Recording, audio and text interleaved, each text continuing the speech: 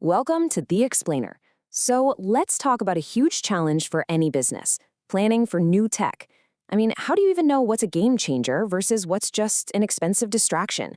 We're going to build a blueprint to help you figure that out. Yeah, that's not just some nice sounding quote, right? It's one of the hardest truths in business. And, for some of the world's most powerful industries, completely ignoring this has led to their near total collapse. Okay, so to really see what happens when a giant just ignores change, we've got to look at the Swiss watch industry. For centuries, these guys were the undisputed masters of precision and luxury. Until, well, they were basically brought to their knees by a tiny, battery-powered crystal. So, picture this. It's the mid-1970s. Japanese companies like Seiko and Casio come out with these low-cost, incredibly accurate quartz watches. The Swiss, who were all about mechanical complexity, they just kind of scoffed at it. But who didn't scoff? The market.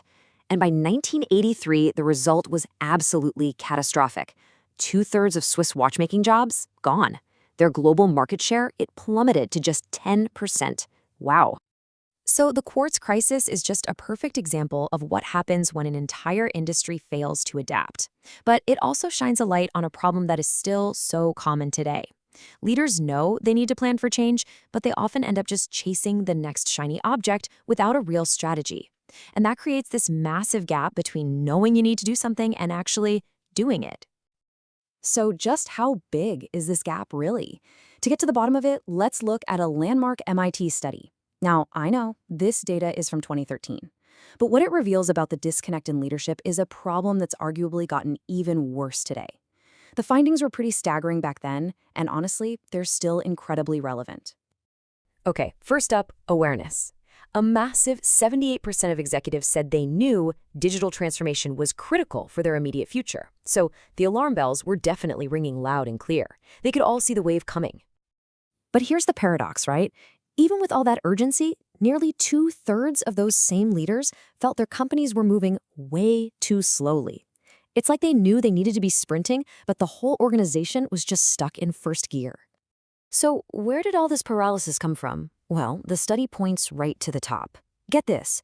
Fewer than 4 in 10 employees said their CEO had actually shared a clear vision for digital change. Without that direction from leadership, it's really no wonder the rest of the company was just stuck. So, here's the crucial point. Closing this gap between knowing and doing, it's not about buying more software or hiring more engineers. It requires a fundamental shift in your whole mindset, a strategic blueprint for how you think about and evaluate technology in the first place.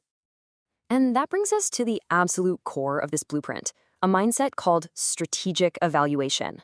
It's a really simple but powerful shift. You stop asking, hey, is this new tech cool? And you start asking, does this tech help us beat our competitors in a way they just can't copy? And think about it this way. A 20% speed boost in your factory sounds great, right? But it's strategically useless unless that speed lets you, say, enter a new market or create a product your rivals can't. It's all about advantage, not just improvement. Okay, so that's the mindset. But how do you turn that idea into a practical playbook? Let's break down the actions your organization can actually take. So, you're on board with a strategy, you get it. But the big question is always, where do you actually begin? Well, the source material gives us 5 keys to guide your investment. First, you gotta be digital first. Don't just digitize old processes. Second, and this is huge, involve everyone. This can't be some isolated experiment. Third, focus on what you're already good at. Fourth, treat your IT department as a strategic partner, not a roadblock. And finally, and this is probably the hardest one, know when to stop if it's not working. Let's dig into that second point for a second. It can't be an isolated experiment. This is so critical. Look, if a new technology is only adopted by one department, it's just a siloed project, not a strategic transformation. Imagine a hospital adopting a new record system, right? The frontline clinic has to worry about patient privacy in a way that the back office HR department might never even consider. Everybody has to be at the table. Okay, so beyond that checklist, you have to decide on your company's core identity. Are you an early adopter, the trailblazer who takes big risks for big rewards? Or are you more of a secondary adopter, the cautious player who learns from everyone else's mistakes? And listen, there's no single right answer here. Answering that question requires you to be constantly scanning your environment. This isn't a one-time choice. You should always be asking these kinds of questions about your own business. Is our strategy still working? Are our assumptions about our customers still valid? The answers to those questions are what tell you when to leap and when to wait. All right, finally, let's zoom out for a minute. Beyond all the specific strategies and technologies, there are a couple of timeless principles that should anchor any plan you make.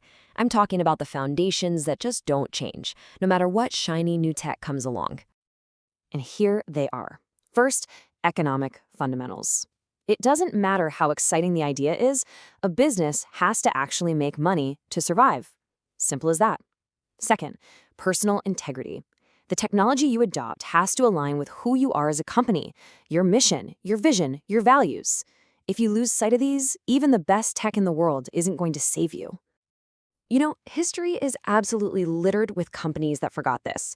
Just think about the dot-com bubble. So many of those businesses had these brilliant, world-changing ideas, but they completely ignored the fundamental need to, turn a profit. And we all know how that story ended. So the key takeaway is this.